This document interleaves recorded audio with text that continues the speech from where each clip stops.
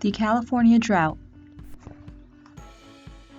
Hi, my name is Melanie, and I'm going to be telling you about the California drought of 2011 to 2017. When thinking about this kind of issue, the drought was definitely a water scarcity problem. Due to the drought, the accessible water was low. Even with 1,300 reservoirs in the state, the increased temperature caused snowpack and precipitation to be low. There were a few causes to the drought in California. One of them was the Resilience Ridge. This ridge has high pressure in the Pacific Ocean and prevented winter storms from coming in. In addition, wetter conditions were more common in the spring, but due to the dry moisture, it made California unable to receive aid during this hard time. In the photo above, you can see the El Niño Southern Oscillation. This oscillation alters the warm and cool weather in different countries. Unfortunately, it did not do that in California, thus making the drought occur. In addition to those causes, climate change was a big one. As we put more things into the environment, it affected the record-breaking high temperatures that were found in the drought. When thinking about the hydraulic cycle, three main factors go into this: precipitation or the lack thereof, runoff from snowpack, which is the water that comes from snow, and then evaporation.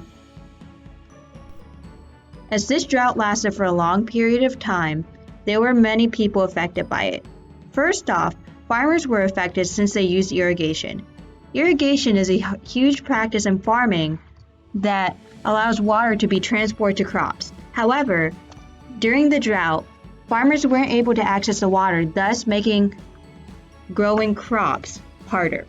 Residents were also affected as their access to water was limited, and they also had to limit their use of it.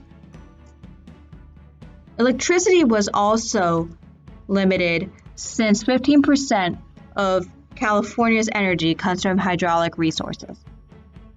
This was a hard time for many people and also for the environment, since many trees ended up dying off and many wildfires occurred. As many trees were destroyed, there was also much destruction for wildlife. Due to the wildfires, the mortality rate of different species rose, and also there's a decrease in the ability to reproduce. This caused a lot of imbalance in ecosystems. As this drought hurt many people, three mitigations happened: the California Central Valley Watershed Management, cloud seeding, and the Proposition 1 Act. The California watershed is a watershed that now has plastic balls dropped in it to watch its water levels. This is a good example of water management because people are watching the levels of water.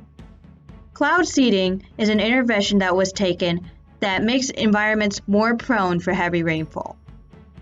And lastly, the Proposition 1 Act is an act that promotes recycling and the efficient use of energy.